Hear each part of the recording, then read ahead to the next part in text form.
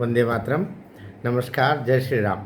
मनहर की गपशप में इस बार हम बिहार की थोड़ी सी यात्रा कर लें। बिहार में जो घमासान मच रहा है, अक्टूबर में चुनाव होने वाले हैं विधानसभा के। और अभी जिस तरीके से दिल्ली, जिस तरीके से हरियाणा, जिस तरीके से झारखंड झारखंड में भी ठीक ही रहा, जिस तरीके से फिर महाराष्ट्र, कुल मिला करके ये जो चार, और जम्मू कश्मीर, इन चार पांच प्रांतों में से तीन प्रांत में तो भारतीय जनता पार्टी सीधी सीधी बहुत ज़बरदस्त बहुमत के साथ में जीत के आई। झारखंड में भी उसका प्रदर्शन ठीक ही रहा, वोट प्रतिशत बहुत अच्छा हुआ। और जम्मू कश्मीर में तो जम्मू की सारी सीटें उसने जीती है, वोट परसेंट बढ़ा है। कांग्रेस का सुपड़ा साफ हुआ है। 6 विधायक जो जीते जम्मू कश्मीर में, वो भी जम्मू क्षेत्र से जीते हैं, और वो 6 के 6 मुस्लिम हैं। लिहाजा एक जो सनातनी प्रभाव के साथ में उभर करके आना चाहिए, वो जम्मू कश्मीर में भी आई। कुल मिला करके भारतीय जनता पार्टी का बहुत अच्छा रहा, हम कह सकते हैं। लेकिन बिहार अब सिर के ऊपर है। अक्टूबर में विधानसभा चुनाव है। वहाँ पर जो हालात हैं, वो हालात देश के बाकी हालात से एकदम अलग है। राजनीतिक रूप से वहाँ पर अभी भी 2 खेमे हैं। एक नीतीश कुमार और भारतीय जनता पार्टी मिलकर के, अर्थात जनता दल यूनाइटेड और भारतीय जनता पार्टी।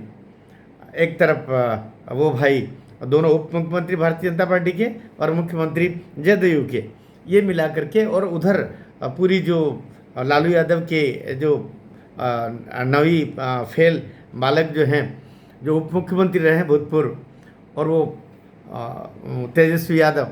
तो तेजस्वी अपने तरीके से यात्राएं कर रहे हैं, और जदयू के हमारे प्रमुख और मुख्यमंत्री बिहार नीतीश कुमार जी, उन्होंने भी अभी एक यात्राएं की। तो घमासान मचा हुआ है। इस घमासान के बीच में जो बात सबसे चिंताजनक और सबसे बड़ा मुद्दा बन रहा है, वो मुद्दा बन रहा है नीतीश कुमार जी की सेहत को लेकर के। अभी उन्होंने राष्ट्रगान हो रहा था, राष्ट्रगान के समय पर जिस तरीके से बचकानी हरकतें की, ऐसा लग रहा था जैसे वो नशे में हैं। ऐसा लग रहा था जैसे वो अपने ध्यान में ही नहीं है।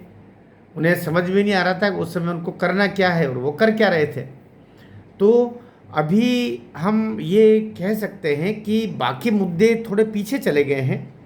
नीतीश कुमार बहुत गंभीर व्यक्ति है और सुलझे हुए नेता रहे हैं। उनके ऊपर करप्शन का 4 पैसे का दाग नहीं है। 4 पैसा मतलब 1 पैसे का दाग नहीं है। उनका जो लड़का है निशांत कुमार, वो राजनीति में अब सक्रिय होने की ओर है, अभी भी सक्रिय नहीं हुआ है।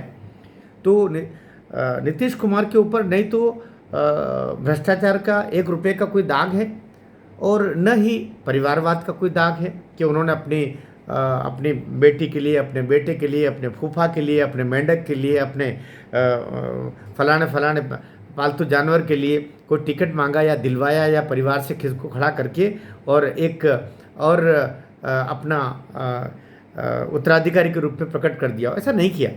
ये सकारात्मक पक्ष है नीतीश कुमार का, जिसको याद किया जाना चाहिए। लेकिन सेहत किसको छोड़ती है? बुढ़ापा किसको छोड़ता है? किसी को नहीं छोड़ता। अब बुढ़ापा असर दिखा रहा है।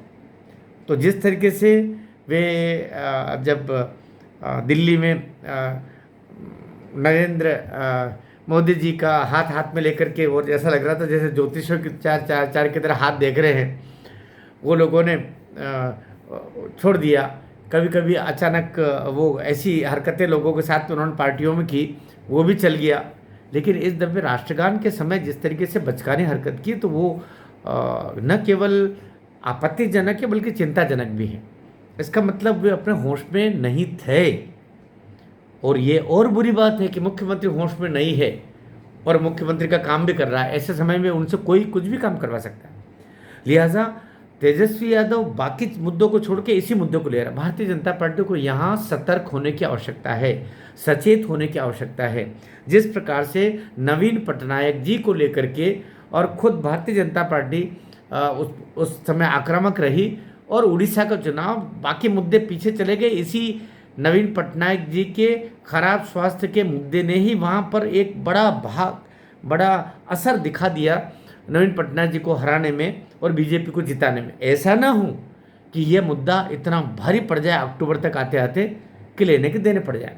लल्लन सिंह जी जो दूसरे नंबर के अब नेता कह सकते हैं, केंद्र में मंत्री भी हैं जदयू के, उनको चिंता करनी चाहिए, खुद नीतीश कुमार जी को चिंता करनी चाहिए और ये मिल बैठ करके या तो थोड़ा शीघ्र वे चुनाव वहाँ पर हो जाए ताकि ये मुद्दा बड़ा बन न पाए।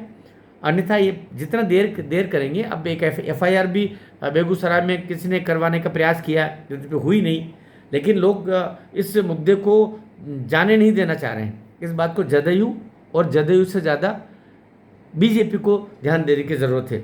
अन्यथा एकला चलो का रास्ता अपनाने से की तरफ भी कहीं न कहीं बीजेपी को सोचना पड़ सकता है अगर नीतीश कुमार जी कहीं न कहीं और ज़्यादा गलतियां करते हैं तो। इसलिए, और वैसे भी जदयू की जो पूरी पार्टी है वो बिखराव के कोने पर खड़ी हुई है, लल्लन सिंह जी उसको संभाले हुए हैं। अब क्या होता है, आपका क्या विचार है, ज़रूर मुझे कमेंट बॉक्स में बताइएगा। और नीतीश कुमार जी के लिए अब बढ़िया से बढ़िया विकल्प क्या बचा है, ये भी आप कमेंट बॉक्स में अवश्य बताइएगा। भारत माता की जय।